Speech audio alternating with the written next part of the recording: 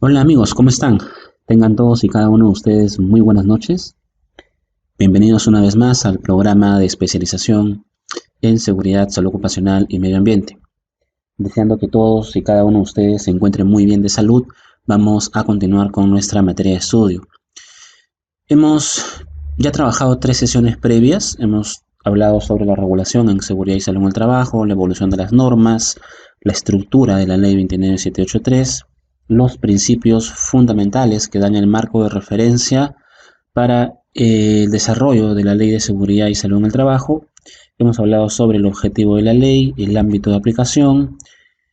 Hemos hablado también sobre el sistema de gestión de seguridad y salud en el trabajo, que nos señala la norma que el empleador tiene que adoptar un enfoque de sistema de gestión, y ese enfoque de sistema de gestión lo lográbamos con el ciclo PHVA, el ciclo del planificar, el hacer, el verificar y el actuar. Hablamos también sobre los principios que dan el marco al sistema de gestión, ¿no? Si usted recordará, hablamos de 10 principios que dan el marco de referencia para poder desarrollar correctamente el sistema de gestión de seguridad y salud en el trabajo.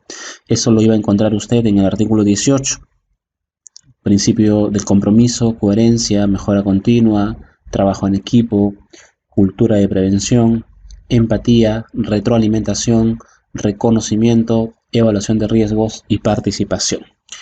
Muy bien, vamos a continuar hablando sobre la ley de seguridad y salud en el trabajo. Vamos a seguir con los diferentes artículos, los más importantes. Vamos a ir ahora con el artículo 19. El artículo 19 nos va a hacer mención a la participación que van a tener los trabajadores en el sistema de gestión. El sistema de gestión de seguridad y salud en el trabajo, a diferencia de otros sistemas de gestión, es un sistema de gestión que está enfocado en las personas. Usted puede tener otro sistema de gestión, como puede ser el sistema de gestión de la calidad, el sistema de gestión ambiental. Sin embargo, la diferencia con el sistema de gestión de seguridad y salud en el trabajo es que nosotros diseñamos el sistema de gestión para poder proteger a las personas. Para eso, obviamente, desarrollamos nuestro sistema, empezamos a trabajar con los elementos de la organización, pero todo orientado al cuidado de la persona. Sin embargo, el cuidado de la persona no es posible si es que la persona no participa del sistema de gestión. Yo no le puedo dar al trabajador, ¿sabes qué? Este es el IPRC y estos son los controles que te voy a aplicar, sin siquiera informarle, sin siquiera capacitarle, mucho menos sin siquiera haberlo hecho partícipe de un proceso tan importante como es el proceso de identificación de peligros, evaluación de riesgos y medidas de control. Entonces el artículo 19 nos va a hablar específicamente la importancia que va a tener la participación y dónde debemos establecer la participación del trabajador. La ley lo debe marcar más adelante, nos va a hablar de consulta y participación, nos va a hablar de que tiene que participar del IPRC, etcétera, etcétera. Sin embargo, en estos primeros artículos, la Ley de Seguridad y Salud en el Trabajo nos da el marco de referencia para la consulta y participación de los trabajadores. La consulta y participación de los trabajadores es uno de los puntos más fuertes que también vamos a ver cuando desarrollemos la norma internacional ISO 45001. La consulta y participación es fundamental para el éxito de un sistema de gestión. No solamente lo va a demarcar la ley 29783, también lo está demarcando la ISO 45001. ¿Qué señala entonces la norma con respecto a esto? Señala de forma textual lo siguiente: la participación de los trabajadores y sus organizaciones sindicales es indispensable en el sistema de gestión de seguridad y salud en el trabajo respecto de lo siguiente: la consulta, información y capacitación en todos los aspectos de la seguridad y salud en el trabajo. Es indispensable que se genere consulta, información y capacitación, ¿no? Bueno, acá estamos utilizando 3 términos: consulta,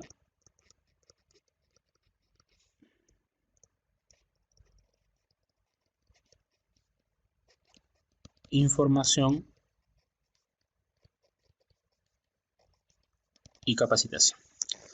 La consulta viene orientada a poder pedir la opinión del trabajador ante diferentes circunstancias. Usted puede establecer un control, ¿no? Ya sea en una máquina, ya sea a través de una guarda, ya sea a través de un equipo de protección personal, hay que establecer en el trabajador una consulta para ver qué opina con respecto a ese control que usted está implementando.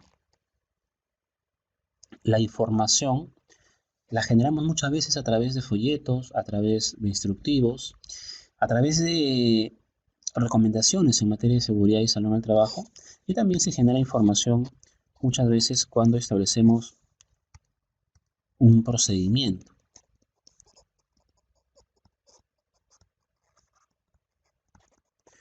Bueno, y existen diferentes tipos de procedimiento. Básicamente trabajamos con los procedimientos de gestión y los procedimientos operativos. Estos procedimientos operativos muchas veces en algunas organizaciones se les suele llamar instructivos. ¿Qué es un procedimiento de gestión? Un procedimiento de gestión es la forma correcta, la forma ordenada en la cual la organización va a relacionarse. De repente se va a relacionar las personas, se van a relacionar los recursos económicos, se van a relacionar la infraestructura, etcétera, para lograr un objetivo muy específico del procedimiento de gestión. De repente el procedimiento de gestión es el procedimiento del hiper. Para hacer un hiper, ¿qué hay que hacer? Hay que establecer un procedimiento de gestión de hiper C, en el cual van a estar involucrados personas, recursos económicos, infraestructura. ¿Y cuál es el objetivo? Justamente que después de ese procedimiento la organización tenga su matriz hiper C. Y un procedimiento operativo, también llamado en muchas organizaciones instructivo, está orientado a la forma correcta en la cual la organización le va a señalar al trabajador la forma en la cual va a operar la máquina o una determinada actividad. Entonces, estos procedimientos operativos son muy importantes. ¿De qué nos sirve muchas veces que el trabajador tenga un procedimiento de operación de la máquina? Esto va a ayudar considerablemente a poder reducir la probabilidad que el trabajador se accidente. Y eso lo vamos a ver cuando veamos el per se. ¿Cómo es que el procedimiento reduce la probabilidad? Bastante lógico. Es como si usted quisiera cocinar algo con una receta. Cuando usted cocina con una receta, usted tiene el paso a paso. Este paso a paso le permite saber qué echar en qué momento mezclar, en qué momento mover, en qué momento alzar el fuego, para que obviamente pues el plato de comida le salga muy bien. Un procedimiento operativo es la forma en la cual el trabajador va a operar la máquina. Es el paso a paso de cómo el trabajador va a establecer su operación. Por ejemplo, paso número 1, inspeccionar el área.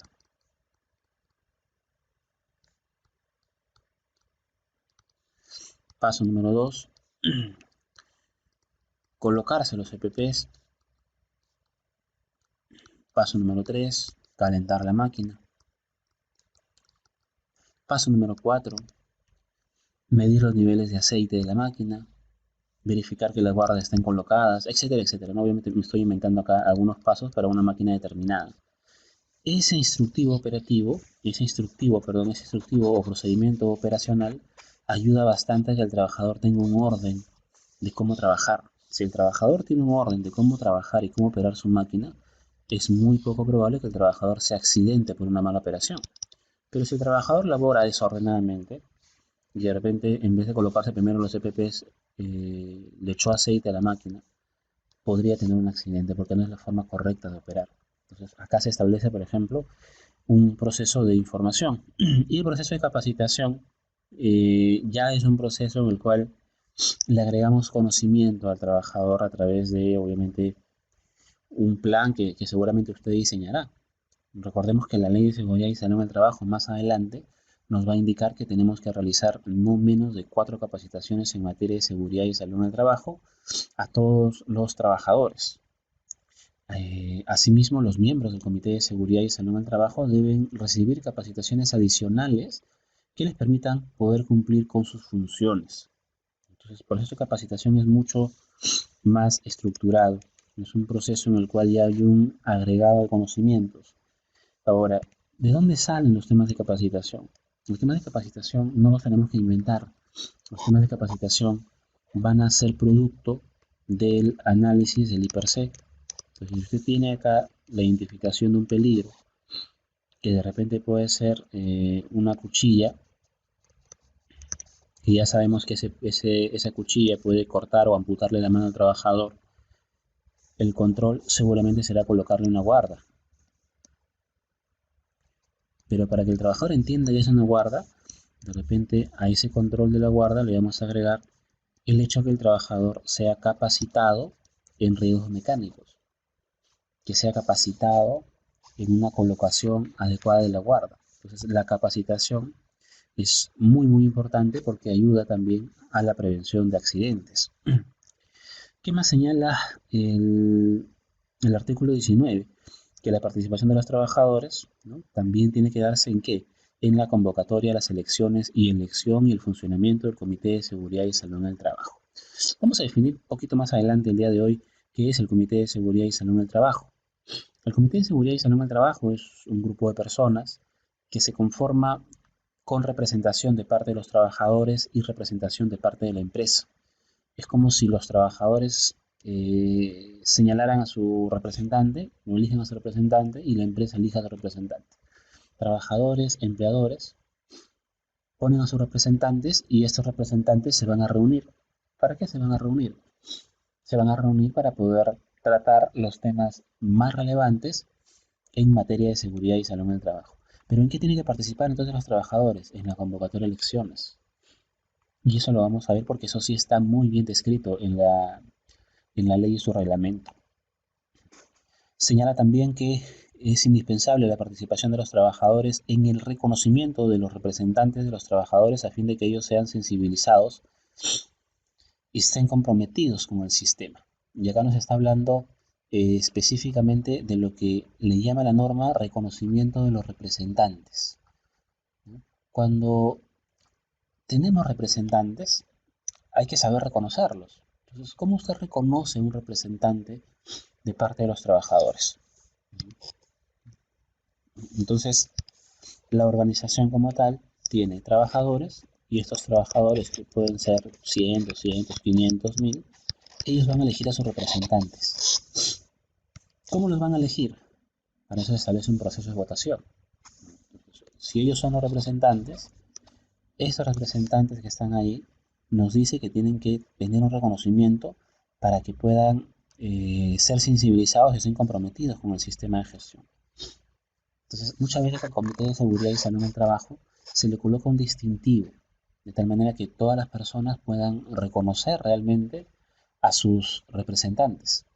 Entonces, si viene un trabajador que es nuevo y ya existe el Comité de Seguridad y Salud en el Trabajo, muchas veces ese distintivo nos va a ayudar a poder identificar a esa persona que obviamente es nuestro representante, ¿no? Ahora, hay que establecer otras formas en la cual nosotros vamos a generar el reconocimiento de los representantes, es dándole la autoridad.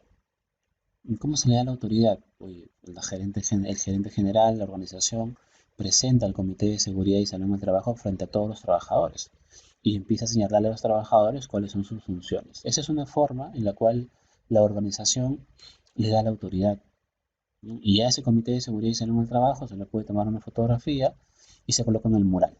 Cada persona que ingresa a la organización va a pasar por el mural y va a ver que ahí están los representantes y los va a poder identificar. Y eso es muy importante, ¿no? ¿Qué más señala la norma? La norma señala que hay que generar la participación de los trabajadores también en la identificación de peligros, evaluación de riesgos al interior de cada unidad empresarial y en la elaboración del mapa de riesgos. Y acá, bueno, yo les decía que la norma es bastante desordenada. Acá ya nos empezó a hablar inclusive de un concepto que por ningún lado nos han definido, que es el concepto del mapa de riesgos. Nos está señalando en primera instancia que el trabajador tiene que participar del proceso de identificación de peligros y evaluación de riesgos. Y eso sí es muy importante, porque dentro de las etapas de desarrollo del sistema de gestión, llega una etapa en la cual usted va a tener que ir al puesto de trabajo y en trabajo conjunto con el operador, ¿no? Usted, el operador, y se recomienda también que esté el jefe de línea, el jefe de área o el jefe directo, de forma conjunta van a poder analizar cuáles son los peligros que tiene esa actividad. Entonces, es un proceso de identificación de peligros. Una vez que usted identifica el peligro, recordemos que el peligro es todo lo que hace daño, así de forma muy informal. El concepto es ese, básicamente todo lo que pueda hacer daño. Una vez que usted identifica el peligro, vamos a ver si ese peligro es un peligro de un nivel alto, te puede traer una consecuencia grave, te puede traer una consecuencia media o de repente una consecuencia leve, ¿no? Entonces, ese peligro que está ahí, ¿no?, hay que evaluarlo. Vamos a evaluar entonces el nivel de riesgo que me genera el peligro, ¿no? Los peligros se identifican, los riesgos se evalúan. No evaluamos peligros. Nosotros identificamos el peligro y a ese peligro identificado, a esa circunstancia que me genera el peligro identificado, le vamos a evaluar su nivel de riesgo, ¿no? Entonces, después del proceso de identificación del peligro, establecemos la evaluación de riesgos. Nos señala el artículo que el trabajador tiene que participar también de la evaluación de riesgos. La evaluación de riesgos ya es un proceso sistemático. Es un proceso en el cual usted, a través de alguna metodología, va a ver si ese peligro te genera un riesgo elevado o un riesgo bajo.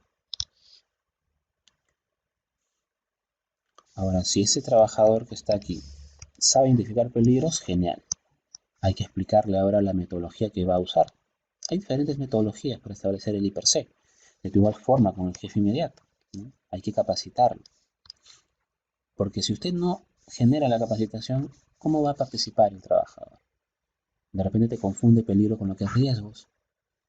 En vez de identificar peligros, empieza a generar verbos, ¿no? Y estos verbos suelen ser las acciones, que no necesariamente están catalogadas dentro del concepto de peligro. Entonces hay que tener bastante cuidado con las etapas ¿no? Vamos a ver nosotros que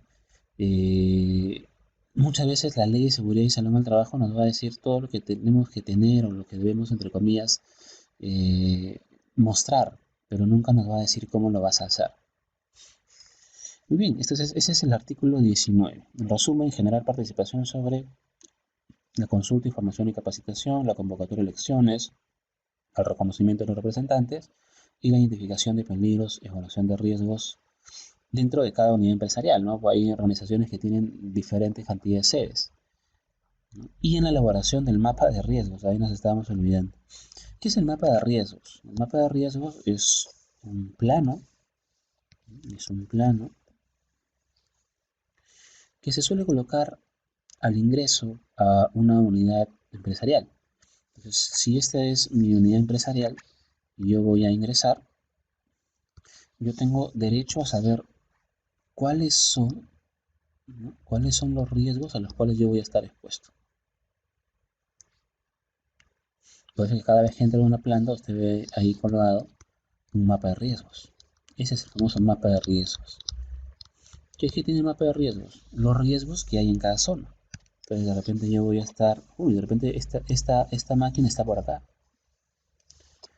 Entonces en esta parte de acá de repente voy a ver cómo está distribuida la máquina y acá voy a ver cuáles son los riesgos a los cuales voy a estar expuesto. De repente voy a estar expuesto a un riesgo de electrocución. Entonces seguramente acá habrá una pictografía que me indique que hay que tener cuidado porque puedo entrar en un riesgo de electrocución, ¿no? Y esos riesgos, ¿de dónde los vamos a sacar? Los sacamos precisamente del I+C. Entonces el I+C alimenta toda la información que va a ir de forma pictórica en el mapa de riesgos. Así se va generando el mapa de riesgos. Muy bien, vamos con el siguiente artículo, el artículo número 20. No lo tenemos en la presentación, pero lo vamos a comentar. El artículo 20 nos va a hablar sobre el mejoramiento del sistema de gestión de seguridad y salud en el trabajo, y describe el artículo 20 que la metodología para poder lograr la mejora continua del sistema de gestión de seguridad y salud en el trabajo debe considerar lo siguiente. Recordemos que la metodología que nosotros usamos para el sistema de gestión de seguridad y salud en el trabajo es el planificar, era el hacer, el verificar y el actuar, el famoso ciclo de Deming. Para poder lograr la mejora continua tenemos que considerar 5 puntos. Estos 5 puntos son los que están descritos en el artículo 20 de la Ley de Seguridad y Salud. La primera es que podamos identificar las desviaciones de las prácticas y condiciones aceptadas como seguras. ¿Qué prácticas no son seguras y qué condiciones no son seguras? ¿No? Normalmente a eso se le conoce como la identificación de los famosos actos inseguros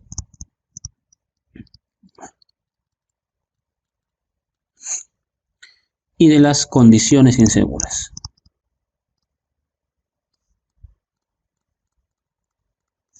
Hay que identificar tanto los actos inseguros como las condiciones inseguras.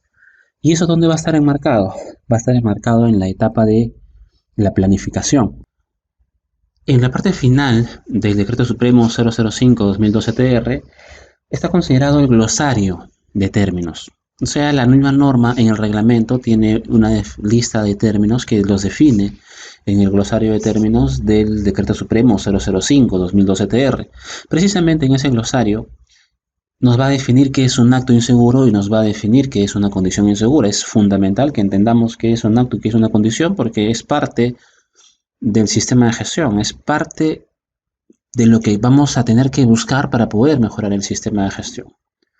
Define entonces la norma un acto inseguro como toda acción o práctica incorrecta que ejecuta el trabajador y que puede causar un accidente. Toda acción o práctica incorrecta que ejecuta el trabajador y que puede ocasionar un accidente. Por ejemplo, trabajar sin los EPPs.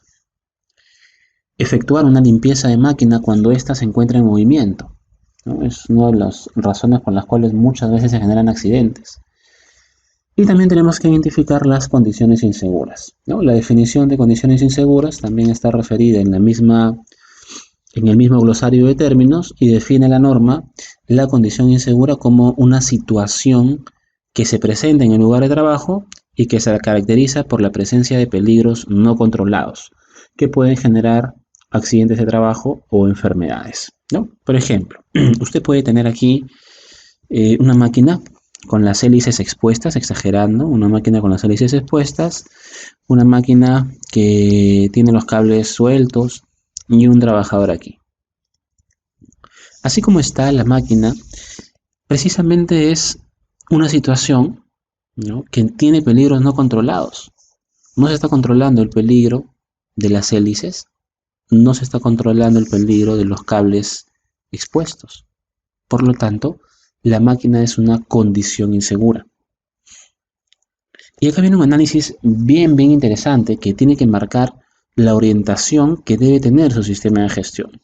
Usted puede tener la máquina más peligrosa del mundo, y ojo con lo que le digo, puede tener la máquina más peligrosa del mundo, pero esa máquina no va a ir corriendo y lo va a accidentar al trabajador. Para que esa máquina realmente le genere daño a la persona ha tenido o tiene que interactuar con la máquina. Si no, no hay forma que la máquina le genere daño. Entonces, si de por sí ya tienes tú la condición insegura, pero esa condición insegura le demarcamos que el hecho que el trabajador interactúe con una máquina insegura es lo que ya se convertiría en un acto inseguro, ahí se genera el accidente. ¿Las condiciones inseguras generan accidentes?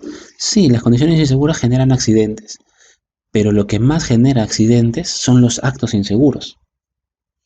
¿Y el acto inseguro está relacionado con qué?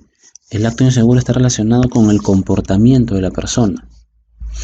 Por eso es muy importante trabajar con las personas. Si usted no llega al trabajador, es muy difícil que el trabajador interiorice el concepto. Si el trabajador no interioriza el concepto de la seguridad, al trabajador no le va a importar que la máquina sea insegura, va a seguir interactuando, porque más va a pensar en el proceso que en la seguridad y salud. Pero si el trabajador se interioriza, el trabajador va a saber perfectamente que si se acerca, se puede cortar, se puede electrocutar o se puede caer. El trabajador ya interiorizó el concepto de seguridad y salud. Por eso es que los actos inseguros están enfocados en el comportamiento de la persona y es lo más complicado de poder trabajar. Es sumamente complicado trabajar con los actos inseguros, porque tienes que convencer a la persona de que la actuación que pueda haber tenido es errónea y que hay situaciones mejores de trabajo. ¿Dónde vamos a ver eso? Vamos a ver eso nosotros en un tema del módulo de seguridad llamado seguridad basada en el comportamiento. O sea, hay que establecer seguridad basada no en la supervisión, sino seguridad basada en el comportamiento de la persona.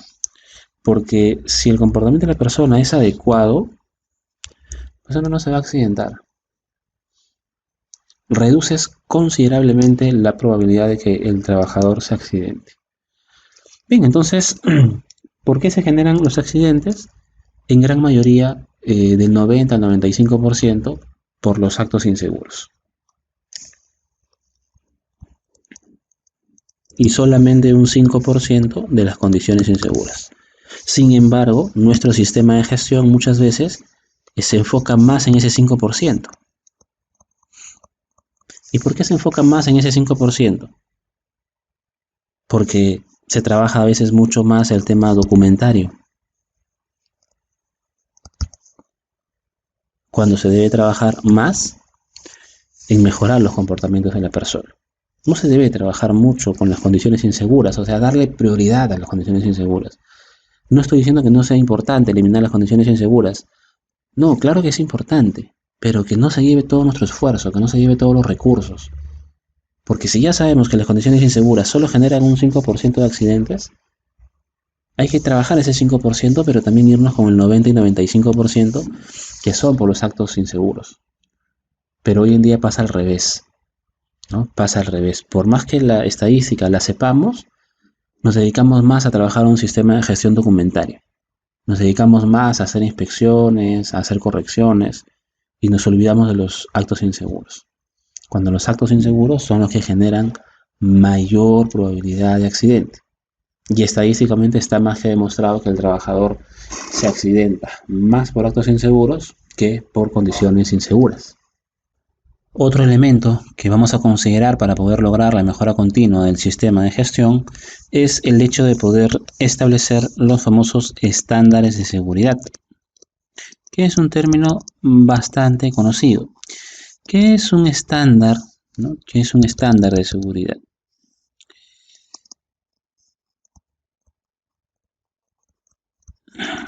Vamos a decir que un estándar de seguridad son modelos, pautas o patrones establecidos por el empleador que contienen parámetros y requisitos mínimos aceptables para que se pueda desarrollar una actividad de trabajo. Es un parámetro entonces que nos va a indicar la forma correcta de hacer las cosas. Entonces, ¿qué tiene que hacer usted? Establecer la forma correcta en la cual se va a hacer las cosas. Si el trabajador va a elaborar o va a hacer un trabajo en altura, si el trabajador va a hacer un trabajo en altura, definan usted cuál es el estándar, o sea, cuál es la forma en la cual se va a realizar el trabajo en altura. Porque si usted no define la forma en la cual se va a realizar el trabajo en altura, ¿cómo usted determina si es que realmente el acto de la persona es un acto seguro o inseguro? No, usted tiene que establecer primero un estándar, un patrón. El patrón es que el trabajador, cada vez que sube a una altura mayor a 1,80 m, tenga que utilizar arnés, tenga que utilizar línea de vida, etc. Entonces, como usted tiene su patrón, que es el estándar, lo único que tiene que hacer es que cada vez que alguien quiera trabajar en altura, seguir precisamente el patrón. Por eso es que se dice que un estándar de seguridad no es nada más que un modelo, una pauta o un patrón. ¿Quién establece eso? Lo establece el empleador. Otro de los elementos que necesita el sistema de gestión para poder lograr la mejora continua es poder medir el desempeño. ¿Y cómo vamos a medir el desempeño? Este desempeño lo vamos a medir con indicadores.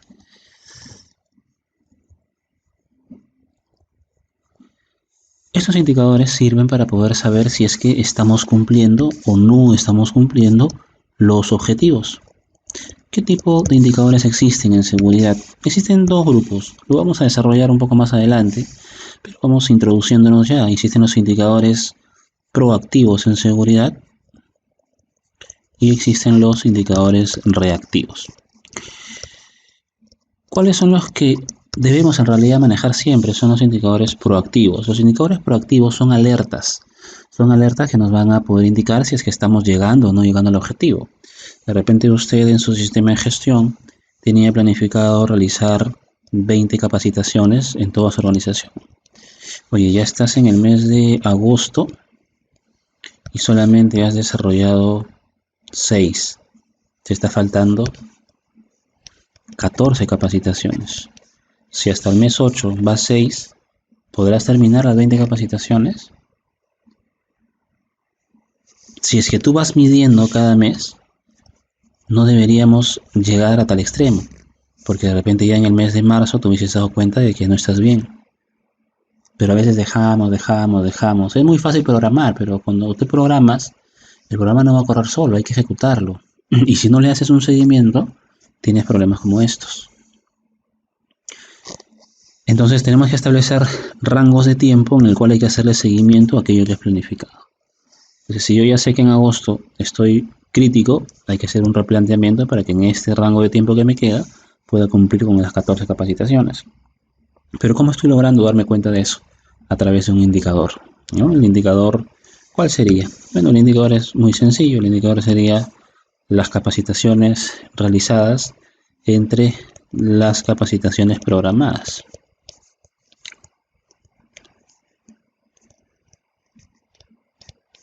¿Cuántas hemos realizado hasta agosto? 6. ¿Cuántas he programado? 20. 20 de 6 nos da el 30%. Solamente hemos llegado al 30%. Los indicadores reactivos tienen otra connotación. Los indicadores reactivos sirven post situación que ya generó un evento no deseado. Por ejemplo, los índices de frecuencia, que nos van a indicar con qué frecuencia se está accidentando un trabajador, perdón, con qué frecuencia están existiendo accidentes. El otro indicador es el índice de severidad, que nos va a indicar qué tan severos son los accidentes en una organización. Cada uno de ellos tiene su propia ecuación y nos sirve, pero para indicar, vuelvo a repetir, con qué frecuencia están ocurriendo accidentes y cuál es la severidad de dichos accidentes. Pero en ambos casos ya la persona se accidentó. El accidente de la persona se convierte en un indicador ya reactivo. Entonces tú reaccionas frente a un suceso no deseado, pero ¿deberíamos esperar a que pase eso? Obviamente no. Por eso siempre va a ser mejor trabajar sobre los famosos indicadores proactivos en materia de seguridad y salud en el trabajo. Muy bien, otro de los elementos que va a ayudar a la mejora continua del sistema de gestión y que está demarcado dentro del artículo 20 de la Ley de Seguridad y Salud en el Trabajo es la evaluación periódica del desempeño. ¿No es lo mismo? No, acá estamos hablando de medición. El otro punto que estoy mencionando es la evaluación periódica del desempeño. Y la evaluación periódica del desempeño es poder determinar cada cierto tiempo, no a través de indicadores, sino a través de la recapitulación de información. Y esta evaluación periódica, que básicamente es poder tener la información de todo lo sucedido, lo vamos a llevar a cabo analizando ¿qué cosa? Analizando los famosos registros obligatorios. Existen registros obligatorios en seguridad y salud. Un poquito más adelante vamos a leer un artículo de la ley donde nos va a describir cuáles son los registros obligatorios. De todas formas, lo voy adelantando. Son 8 los famosos registros obligatorios: registro de accidentes de trabajo, registro de enfermedades ocupacionales, de monitoreos, registro de inspecciones, registro de estadísticas, registro de auditorías, por ejemplo, registro de equipos de seguridad, registro de inducción, capacitación y entrenamiento. Los registros nos sirven para poder evaluar, ¿no? Sirven para poder evaluar. Los indicadores sirven para poder medir. Y el último elemento, muy importante, que también tiene que estar incluido para poder lograr la mejora continua del sistema de gestión, es establecer la corrección y el reconocimiento del desempeño. O sea, todo lo que hemos logrado, ¿es realmente lo que queríamos lograr? Entonces acá vamos a analizar ya nosotros la corrección. La corrección y el reconocimiento del desempeño. Y esto nos va a poder demarcar si es que realmente los objetivos propuestos al inicio, los objetivos que nos hemos propuesto, realmente lo logramos. ¿Llegamos a lograr los objetivos propuestos inicialmente? Si es que la respuesta es sí, bien, seguramente habrá opción para poder seguir mejorando. Y si la respuesta es no, tendremos que establecer un plan de corrección. Pero no solamente habla de corrección, sino también habla de corrección y reconocimiento.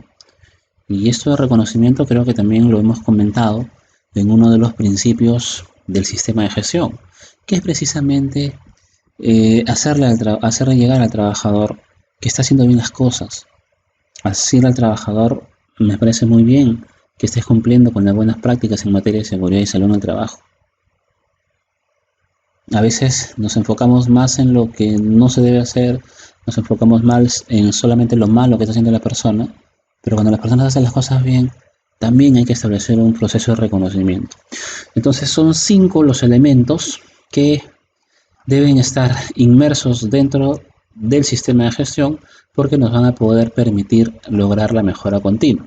¿Cuáles son estos 5 elementos? El primero es el hecho que nosotros podamos identificar las desviaciones de las prácticas y condiciones aceptadas como seguras, o sea, actos y condiciones seguras, actos y condiciones inseguras, el establecimiento de estándares de seguridad, la medición del desempeño, la evaluación del desempeño y la corrección y reconocimiento del desempeño en materia de seguridad y salud en el trabajo. Son 5 las consideraciones que debemos tener para poder establecer que vamos a lograr la mejora continua del sistema de gestión.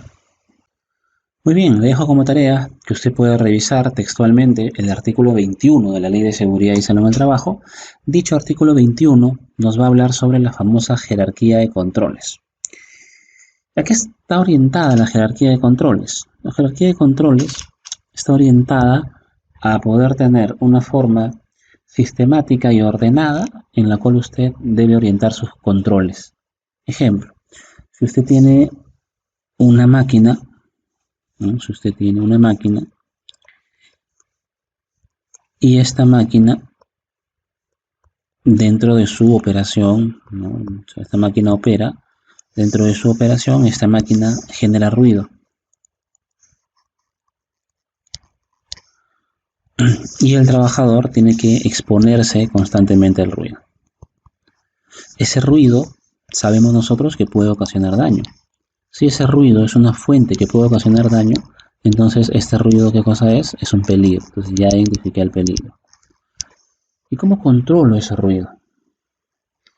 Si usted va a pensar que lo primero que tiene que hacer es colocarle protección auditiva, estamos muy mal en seguridad.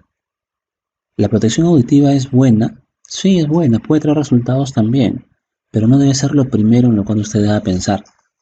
Entonces, la protección auditiva la podemos pensar sí, pero no como primera opción. Dada cualquier fuente de peligro, lo primero siempre va a ser ¿qué cosa? Intentar eliminar esto. Si usted elimina la máquina, elimina el ruido. Muerto el perro, muerto la rabia. Pero muchas veces establecer eliminación es complicado porque se estaría deshaciendo de una máquina. Pero sería la primera opción. Ahora, si no puede usted eliminar, tendrá que aplicar el otro control. El otro control es el sustituir. ¿Y a qué se refiere con sustituir? Oye, de repente traer una máquina de mejor tecnología que haga lo mismo que hace la otra máquina, pero que te genere un ruido muy bajito. De tal forma que ese ruido muy bajito no haga daño. Ese es sustituir. Vas a sustituir la fuente de peligro por otra fuente que no represente mayor peligro para el trabajador. Si no puedes ni eliminar ni sustituir, porque de repente comprar una de estas máquinas es carísimo, tendríamos que establecer algún control de ingeniería. ¿Y qué es establecer algún control de ingeniería? Oye, hay que intervenir en la máquina. De repente a la máquina le falta un buen mantenimiento. De repente los amortiguadores de la máquina ya están desgastados. Recordemos que los amortiguadores absorben la energía. Si absorben la energía, van a evitar la vibración y la vibración ayuda a la propagación del ruido. Pero si esos amortiguadores están desgastados, pues hay que analizarlos y eso ya es un trabajo de ingeniería. Si no puedes eliminar, no puedes sustituir, no puedes aplicar a un control de ingeniería, pues vamos con la siguiente opción, que la siguiente opción es el control administrativo. ¿Y qué es el control administrativo? Administrar el puesto de trabajo. ¿Y cómo administro el puesto de trabajo? Hago que este trabajador permanezca el menor tiempo posible, que se exponga lo mínimo, y si tiene que estar cerca ahí, que esté lo más lejos que se pueda de la máquina. Si el trabajador se aleja de la máquina, obviamente el nivel de ruido va a ser menor. Si el trabajador se expone menos al ruido, la probabilidad de daño también es menor. Entonces la otra opción es aplicar controles administrativos. Y la última opción de repente es la primera que usted pensó, ¿no? Aplicarle al trabajador un equipo de protección personal. Que en este caso para el ruido sería sus orejeras. Cuando veamos el módulo de higiene vamos a hablar más sobre las orejeras. Pero esta es la jerarquía de controles que está orientada en el artículo 21 de la Ley de Seguridad y Salud en el Trabajo. Muy bien, ahora sí pasamos al artículo 22. Y el artículo 22 tiene uno de los documentos más importantes del sistema de gestión de seguridad y salud. Tiene la famosa política del sistema de gestión. La norma nos va a decir qué tiene que tener la política como contenido, mas no nos da un detalle de la importancia de la política ni cuál es el sentido de la política. Y quizás eso sea lo más rescatable que nosotros tengamos que hacer. ¿Para qué se inventa la política en materia de seguridad y salud en el trabajo? Recordemos que dentro del principio de cooperación tenemos nosotros al empleador, tenemos nosotros al Estado y tenemos nosotros al trabajador.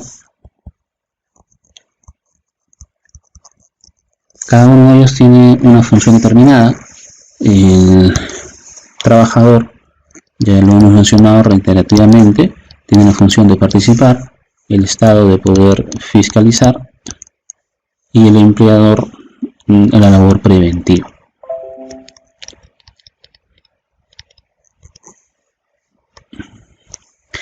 Dentro de esta labor preventiva que tiene el empleador, el Estado lo obliga, y eso está demarcado en el artículo 22, que todo empleador tiene que comprometerse a trabajar temas de seguridad y salud en el trabajo. O sea, se va a comprometer, pero no es un compromiso muy voluntario, ¿no? Es un compromiso un poquito obligatorio. Entonces, el Estado obliga a que todas las empresas se comprometan a trabajar temas de seguridad y salud. Y no es que una empresa se pueda comprometer a una cosa y la otra a lo que quiera, no es a voluntad de las empresas. Ese compromiso de trabajar temas de seguridad y salud en el trabajo está estandarizado. ¿Dónde está estandarizado? Está estandarizado precisamente en la política de seguridad y salud en el trabajo. ¿Qué es la política entonces? La política es el compromiso de la empresa. ¿Pero qué tipo de compromiso? El compromiso de la organización a poder salvaguardar la seguridad y a poder salvaguardar la salud. Son los compromisos de la organización. Y como tal el trabajador lo tiene que entender. Seguramente usted ha ido a una organización y cuando usted va a una organización lo primero que le hacen pasar a usted es la inducción, ¿no? Cuando usted va a entrar a trabajar en una empresa, pasa por su inducción. Y en la inducción muchas veces te dan la política en seguridad y salud. Y el encargado de seguridad y salud te dice, por favor, memorícela. Pero a veces ni el encargado de seguridad y salud sabe realmente qué es la política. Y la política, al ser compromiso de la empresa, es un documento que hay que saber venderle a la persona. Si yo soy el encargado de seguridad y salud de esta empresa y va a venir un trabajador nuevo, ¿yo qué voy a querer lograr con ese trabajador? Voy a querer lograr que el trabajador participe del sistema de gestión. Ahí está, ¿no? La función del trabajador es que pueda participar. Entonces, si viene un trabajador nuevo, lo que yo voy a querer es que el trabajador participe. ¿Y cómo voy a lograr que participe? No es tan sencillo. Entonces, todo parte desde el primer contacto. El trabajador entra a la organización y en la inducción yo le digo,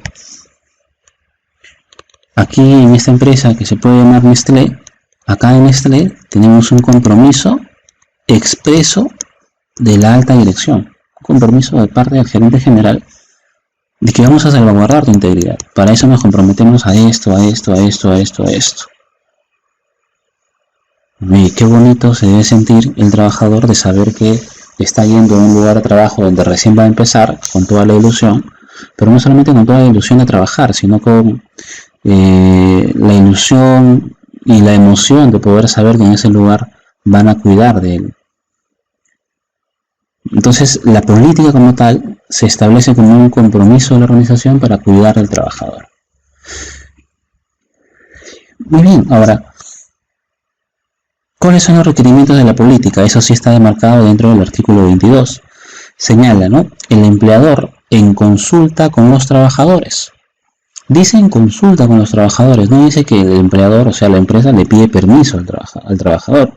Le establece una consulta, ¿no? Recordemos que hace un momento definimos que era una consulta y es básicamente pedir una opinión, ¿no? Entonces la organización puede pedir una opinión a los trabajadores sobre qué le parece la política.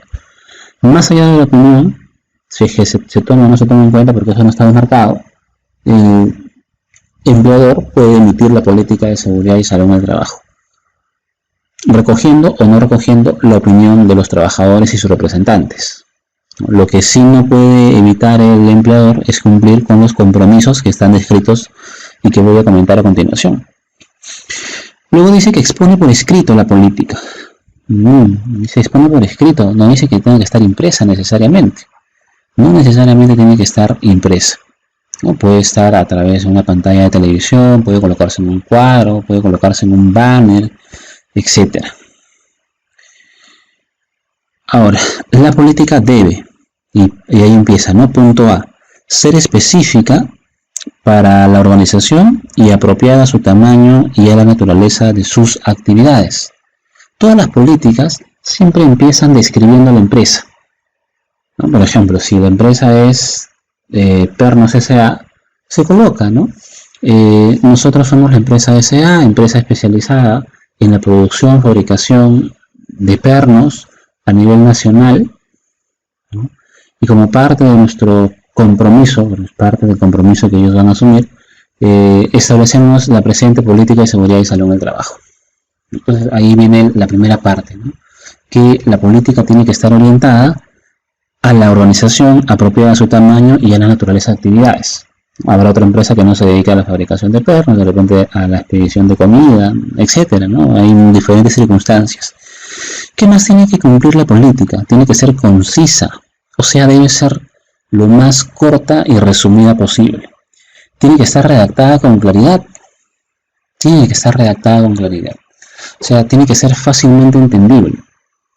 Hay que evitar las palabras muy sofisticadas, unas palabras muy técnicas, y sobre todo hay que evitar palabras en otros idiomas. En otros idiomas. Si usted dentro de la política va a utilizar un término en otro idioma, pues eso puede confundir absolutamente a toda la organización. Entonces hay que evitar utilizar ese tipo de términos. ¿Qué me señala? Tiene que estar fechada. Tiene que estar fechada, o sea, hay que colocar la fecha de aprobación. Y además tiene que ser efectiva mediante la firma o endoso del trabajador o del representante de mayor rango con responsabilidad en la organización. La norma ISO 45001, por ejemplo, no nos obliga a que la política esté firmada. Acá sí nos demarca que la política sí tiene que estar firmada por la alta dirección. Y en caso no se encuentre el gerente general, de repente otro gerente puede asumir la responsabilidad de poder firmar la política de seguridad y salud en el trabajo. Muy bien, ¿qué más dice? Tiene que ser concisa, tiene que estar redactada con claridad, tiene que estar fechada y hacerse mediante la firma o endoso del empleador o del representante de mayor rango. Adicional a eso, la política tiene que ser difundida. O sea, quiere decir que se debe dar a conocer. Aunque no establece cómo ¿no? Y tampoco si es que hay un cargo o no hay un cargo, es recomendable sí generar algún tipo de registro con respecto a la entrega de la política para poder sustentar que el trabajador ha recibido la política en materia de seguridad y salud en el trabajo.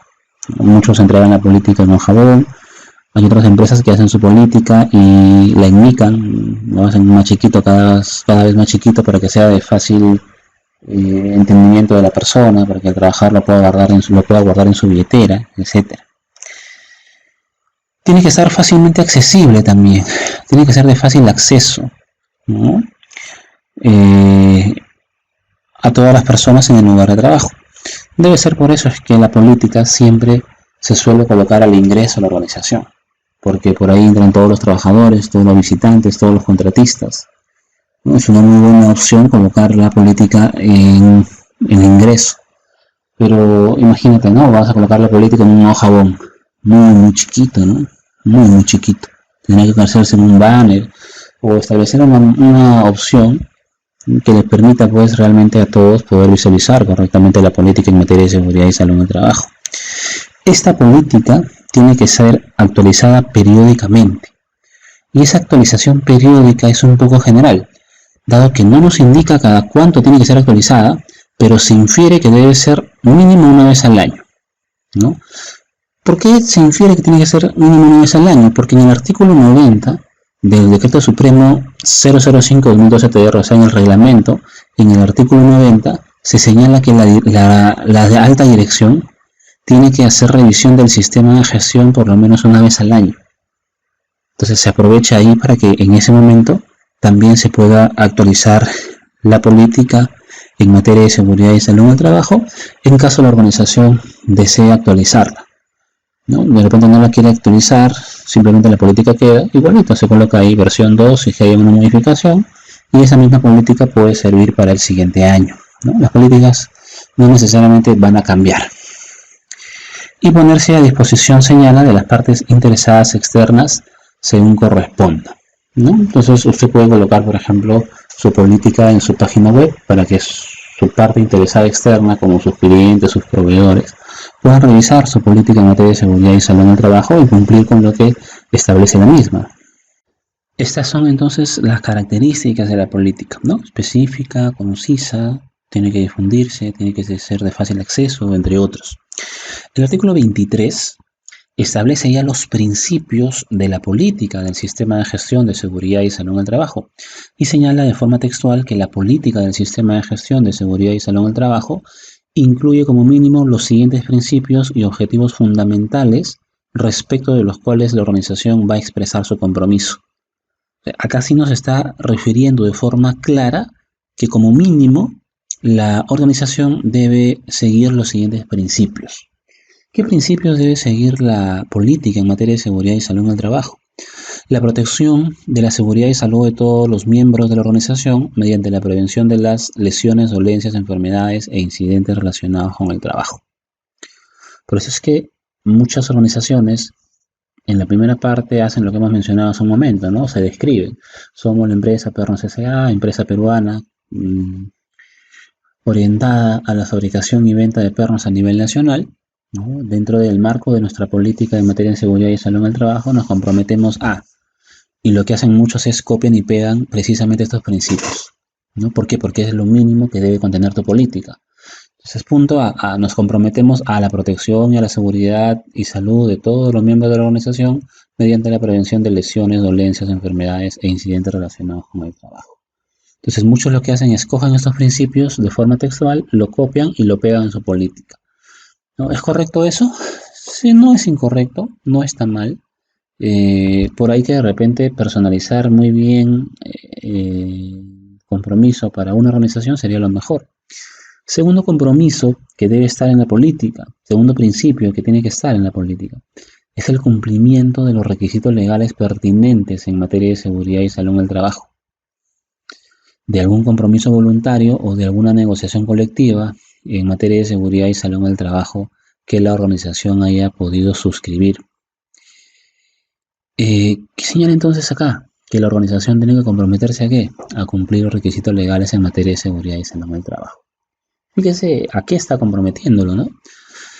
Tercer compromiso que tenga que estar también en el principio de la política de seguridad y salud en el trabajo es la garantía de que los trabajadores y sus representantes van a ser consultados y van a poder participar activamente en todos los elementos de seguridad y salud en el trabajo.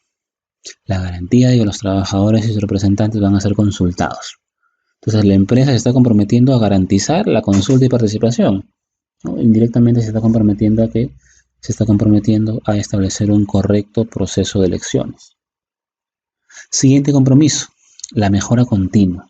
Ya hemos hablado de cuáles son los elementos que debemos considerar para poder lograr una mejora continua. Acá nos señala la mejora continua del desempeño del sistema de gestión de seguridad y salud en el trabajo. Es otro de los compromisos que está enmarcado.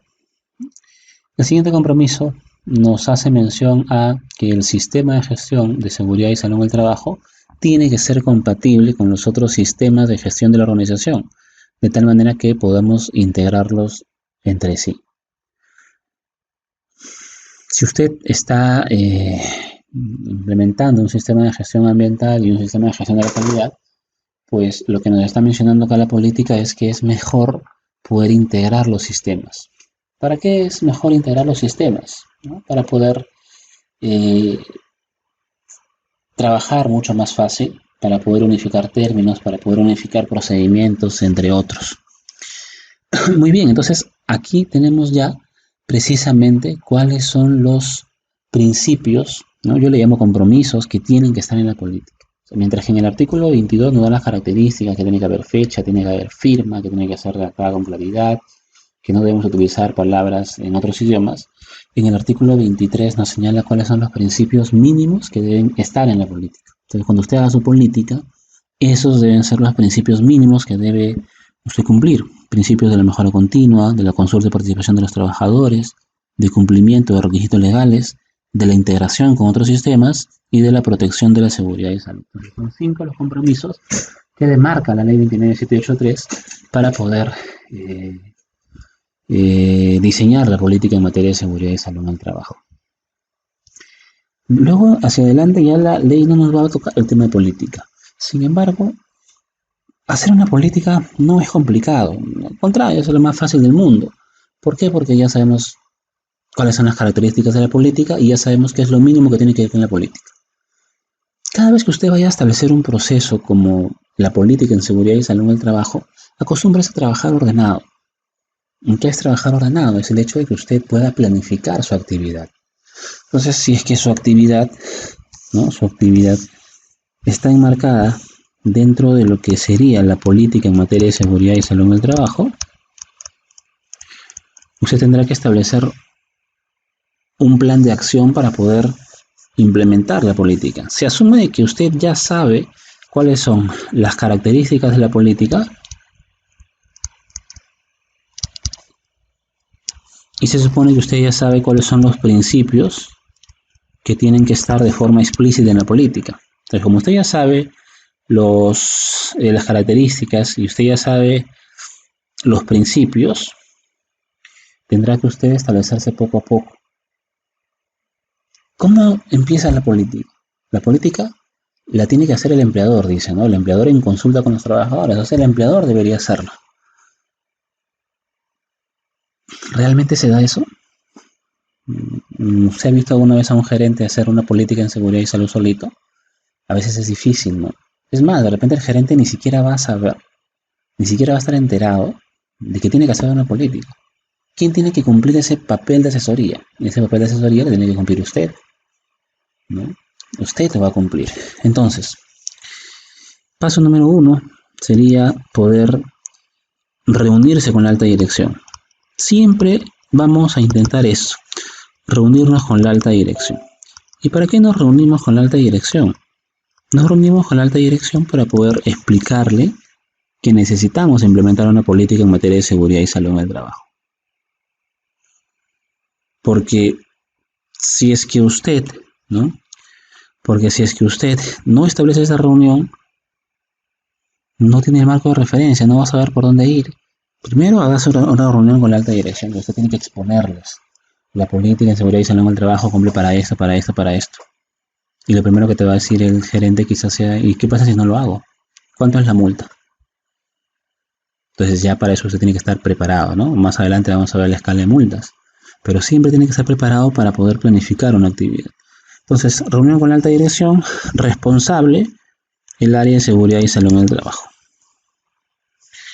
Siguiente actividad, que el área de seguridad y salud en el trabajo asesore a la alta dirección con la política en materia de seguridad y salud.